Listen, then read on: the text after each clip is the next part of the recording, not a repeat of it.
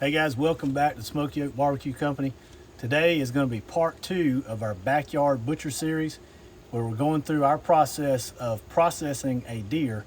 Today we're going to work on the tenderloins and the backstraps, arguably the best cuts from the deer, so it's really important that we get this right. So let's get going. Okay, so we're going to start out with our tenderloin. This is the inside tenderloin. As you know, this is the most tender piece of meat on the deer, the filet mignon of venison, and there's really not a lot that you need to do.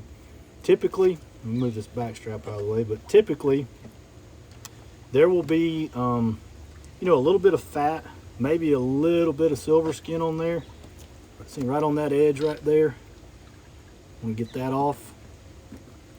But I mean, this requires just a very, very tiny amount of trimming. Now, a lot of times when you first take these tenderloins out of the deer, you'll have a lot of pieces like that, little fat pieces. Just get rid of them. I usually do it as I'm taking the tenderloins out of the deer, but if you wait and do it afterwards, you can do that too. That's okay. But there's not much to it. I mean, it's about as clean as it gets. I mean, I see just a little bit of silver skin right there, and that's about it. And we'll do both of them the exact same way, and right there you have filet mignon of venison. Okay, for our backstrap, a little bit different story.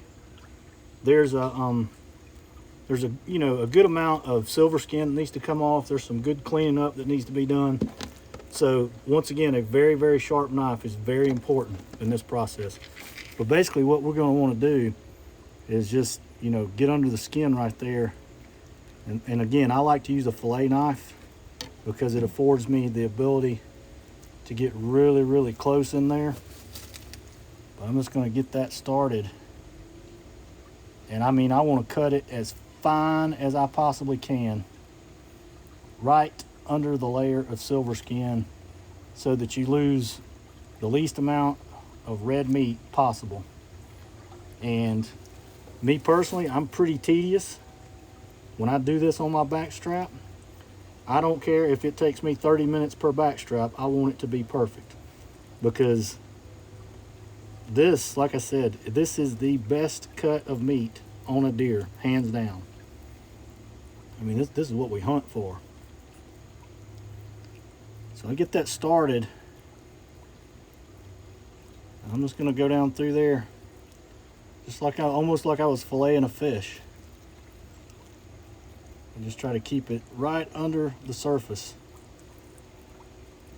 of the silver skin. And you can see right there, I'm not losing very much meat at all.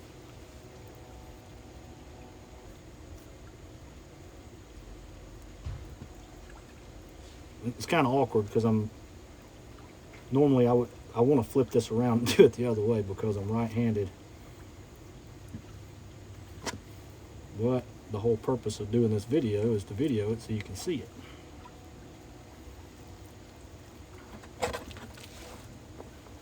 Spin it around here.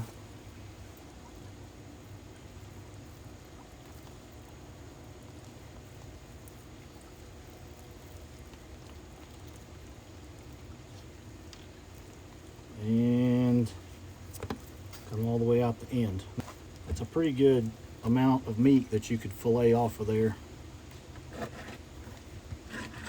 Put that in your grinder. We still got some trimming to do. You can see a little bit of fat and a little bit of bad stuff right down this edge right here. So we'll just go right down through there and clean that up. Like so. A little bit of silver skin right there. Get that off.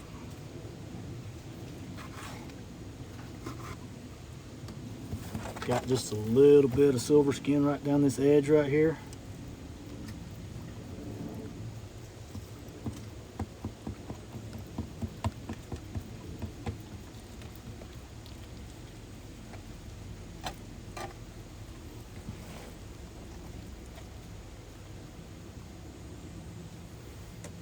right, flip it over and see what we got. Right there's a little bit, already cut that off. Some fat right there and a little bit of silver skin.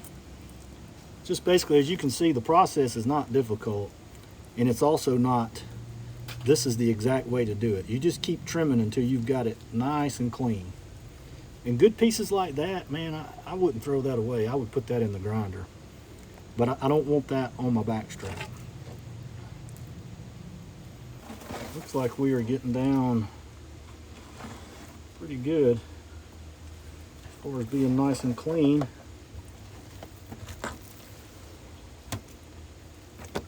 A little bit right there.